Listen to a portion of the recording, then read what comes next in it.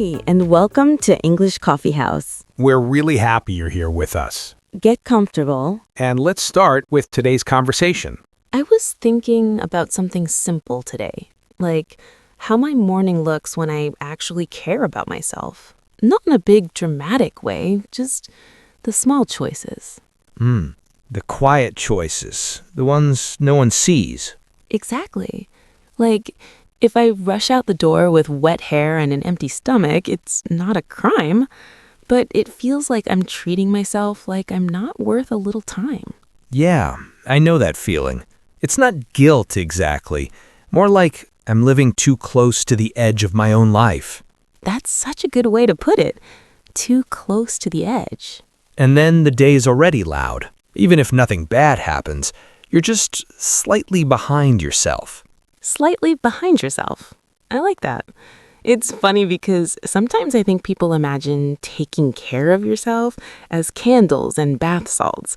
And sure, that can be nice. But for me, it's more like drinking water before coffee. Or sitting down to eat instead of standing in the kitchen, scrolling. Yes, sitting down like a human being.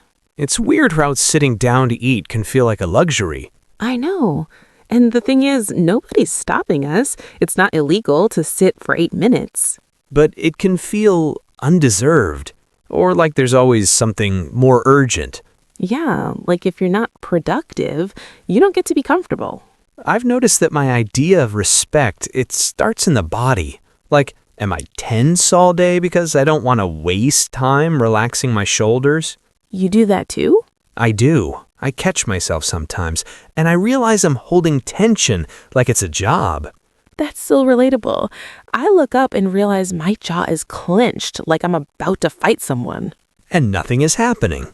Nothing is happening. I'm just answering emails. It's almost like my nervous system is saying, this is serious, even when it isn't. Right. And then later you wonder why you feel tired, even if the day wasn't that intense. Exactly. So when I think about living with respect, it's not always about doing more. Sometimes it's about doing less, but doing it with attention. Yeah, like making the bed. Not because anyone's coming over, just because you live there. That one is big. When I make the bed, the room looks like it belongs to someone who's stable. Someone who's not in survival mode. Yes, survival mode is messy. It's chaotic. It's just getting through. And that's real too. I don't want to pretend everyone has the same energy every day. Definitely. Some days, just getting through is the respectful thing, like letting yourself be tired without turning it into a personal failure. That's actually a kind of kindness. But on the days when you do have a little space, it's interesting what you choose to do with it. What do you mean? Like, I'll have an hour free and I can either do something that helps future me or I can do something that numbs me. Ah. And I'm not judging either one. It's just I notice the difference in how I feel afterward. Yeah, I know what you mean. The numbing things have this soft promise, like, I'll make you forget your life for a bit. Exactly, and sometimes you need that. But sometimes you finish and you feel strangely empty. Like you were gone for a while, and you came back, and nothing is better. Yes. Whereas if I use that hour to cook something simple or take a shower without rushing, I feel more inside of my own life. More inside your own life. That's really it. It's like you're choosing to be present for yourself, even if it's just chopping vegetables. I used to think routines were boring, like the same breakfast, the same walk, the same laundry day. But now I see that routine can be a container. A container. I love that word for it. Yeah, it holds you. And if the world is messy, at least the container is there. That makes me think of my grandmother, actually. She had this way of doing things that felt steady. Not fancy, but steady. Like the kitchen was always clean after dinner. Not perfect, but reset. That reset feeling is powerful. It's like you're telling yourself, we're okay, we're not drowning. Exactly. Even if you are kind of drowning, you're still making a small raft. A small raft, yeah. Do you have anything like that? Something you do that feels like a reset? I think an evening shower. Not for hygiene exactly, it's more symbolic. Like I'm washing off the day. The noise, the awkward moments, the tension. That's such a nice image. And I take my time, which is funny because it's not that long, but the act of not rushing feels respectful. Like you're not treating yourself like an obstacle. Yes, that's a good way to say it. Sometimes I treat my own needs like they're in the way of my real life. Oh, wow, that hits. And then I wonder why I feel disconnected. Yeah, I think there's something in that. Like if you keep pushing your needs away, you start to feel like you're not on your own side. Like you're managing yourself, not caring for yourself. Yeah, managing. That word is cold. It is. It's like you're running a company and you happen to be the employee. And the employee never gets a day off. Right, and then self-respect becomes giving yourself basic working conditions. Like lunch. Like lunch, like sunlight, like water. Like clean sheets. Clean sheets are almost emotional. They really are. I don't know why. It's such a simple thing, but getting into clean sheets feels like I did something good for me. It feels like care that lasts through the night. That's so beautiful. Care that lasts through the night. But then there's the other side too. Because sometimes lifestyle turns into this performance, like you need a perfect routine and the perfect groceries and the perfect morning light. Yes, and the perfect linen pants. Exactly. And suddenly it's not respect, it's pressure. Right, and you're doing it so people can see, even if no one's actually watching. It becomes a kind of self-surveillance. That's such an intense phrase, but it's true. Like you're watching yourself and grading yourself. And then a simple walk becomes, did I walk enough? Did I do it right? Yeah, and then it loses the point. It's supposed to feel like you're coming home to yourself, not policing yourself. So maybe the difference is the feeling underneath. Is it calm or is it anxious? Yeah. Respect feels calm. Even when it takes effort, it still feels steady. And performance feels tight, like you're trying to earn something. Exactly. And I think the quietest kind of respect is when you do small things without announcing them to anyone, not even in your own head. Not even in your own head. That's hard. It is, because we're so used to narrating everything, like, look at me being good. I do that sometimes. I'll make a healthy meal and then I want some kind of a pause in my brain. Same, like, where's my gold star? But then sometimes the more honest thing is to just eat and enjoy it like a normal person. Yeah, and maybe that's the most respectful thing, letting it be simple. Letting it be simple. I like that. Me too, because I think when things get complicated, it's easy to avoid them. But when it's simple, you can actually live it. And then it becomes less about creating a perfect life and more about staying in a decent relationship with yourself. A decent relationship with yourself. That feels so real, not romantic, just real. Yeah, like you can disappoint yourself sometimes. You can mess up your routines. You can have messy weeks. But you still come back. You still try again, gently. And you don't punish yourself for being human. No, you just notice. And maybe you choose one small thing that says, I'm here. I'm here. That's the heart of it. It is. And it doesn't have to be big. No, it can be making tea and actually drinking it while it's warm. Or turning the phone face down for a few minutes. Or opening the window and letting the air in. Yeah, letting the air in. It's funny, those are tiny actions, but they feel like a kind of quiet agreement with yourself. Like you're not abandoning yourself. Exactly. Just staying close. Staying close. That feels like a good place to be. Staying close, it makes me think about how easily we drift, too. Like, not in a dramatic way, just you wake up, you do what you have to do, and suddenly you realize you haven't really checked in with yourself all week. Yeah, it's like you've been living next to your life, not inside it. And then you look around and you think, when did my apartment get like this? Or when did I start eating dinner at 10? Or when did I stop going outside? That one hits me sometimes. Like I'll realize I've been moving between work and home, and the sky has been changing without me. That's such a quiet kind of sadness. It is, not tragic, just a little empty. because you don't miss one big moment, you miss 1,000 small ones. Yeah. And then the idea of self-respect becomes noticing those small absences, not to blame yourself, but just to see it clearly. Seeing it clearly is hard, though, because clarity can feel like responsibility. True. Sometimes it's easier to stay foggy. Because if you stay foggy, you don't have to decide anything. Exactly. You can just float. But floating has a cost.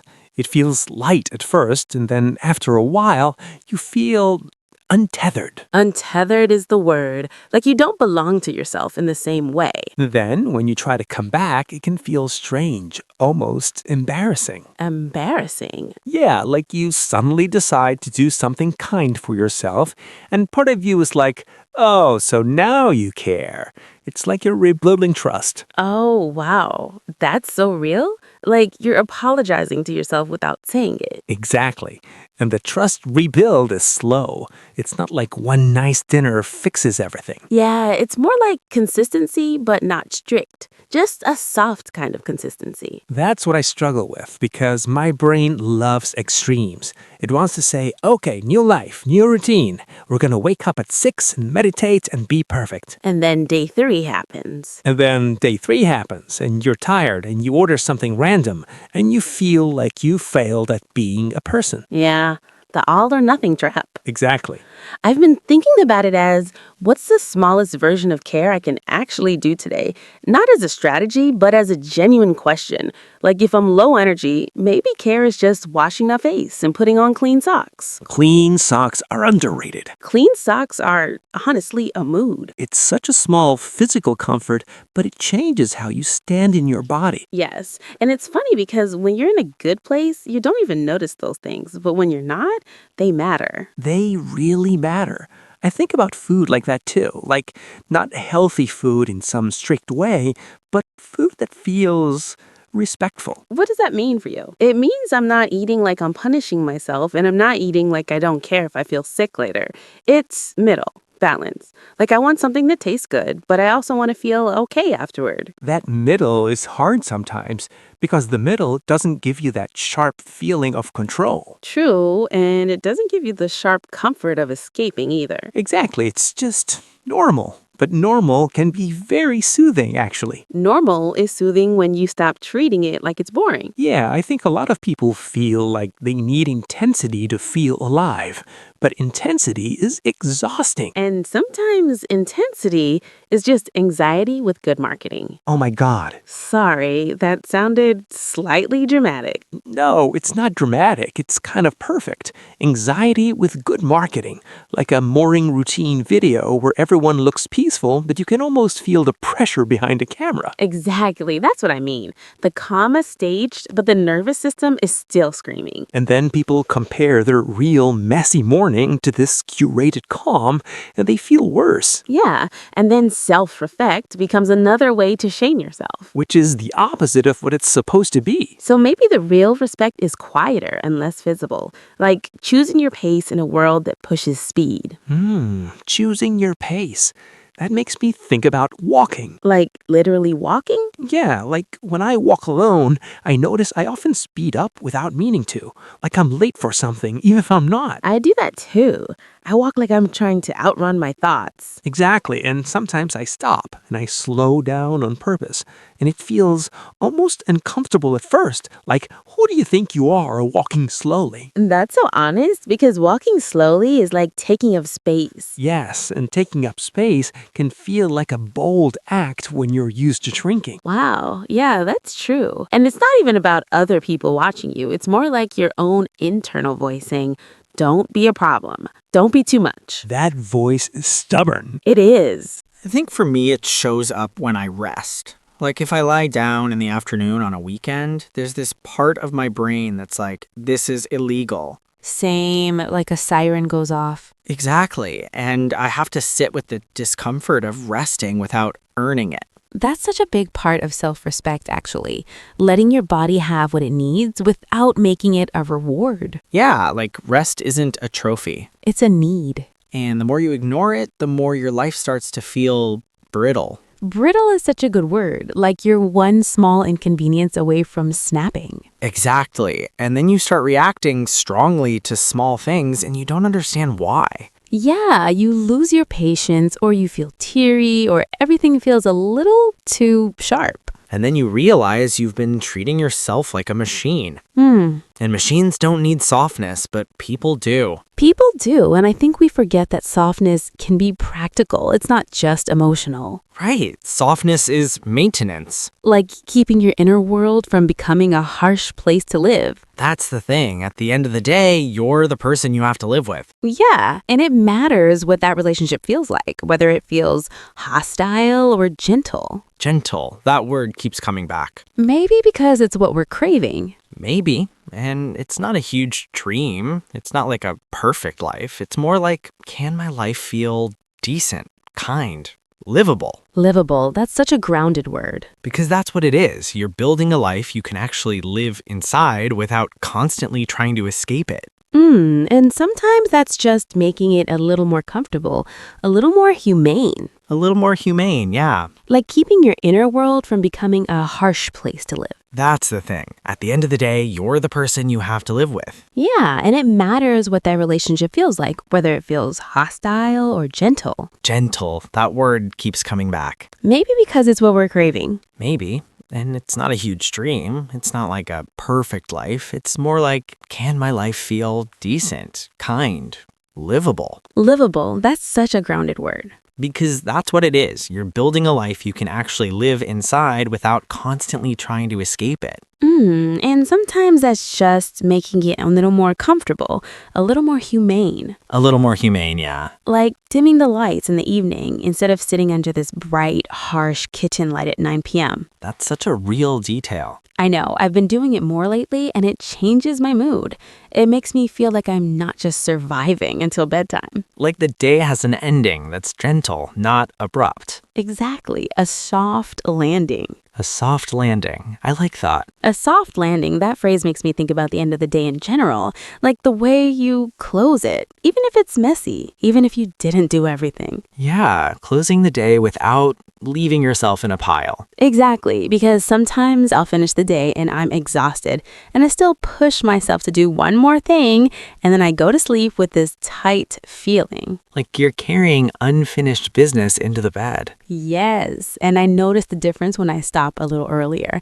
Not because the work is done, but because I am. That's a good distinction. The work can keep going forever, but you can't. Right, and it's strange because stopping can feel like giving up, but it's not giving up, it's choosing an ending. Choosing an ending is respectful. It's like saying, I'm allowed to have limits. Limits. That word used to scare me. I thought limits meant weakness. Me too. Like if I have limits, then I'm not strong enough. And now it feels like the opposite. Like pretending you don't have limits is what breaks you. Exactly. Limits are honest, and honesty is calming in a way. Yes, it takes a lot of noise out because you're not fighting reality. I think that's part of why those small routines feel good. Not because they're impressive, they just match reality. You're tired, so you make it easier tomorrow. You're stressed, so you soften the evening a little. And then your life starts to feel like it's responding to you instead of ignoring you. That's such a good way to put it. Like your life listens back. Yeah, I think a lot of people feel unheard in general, at work, in relationships, in the world. So when you hear yourself,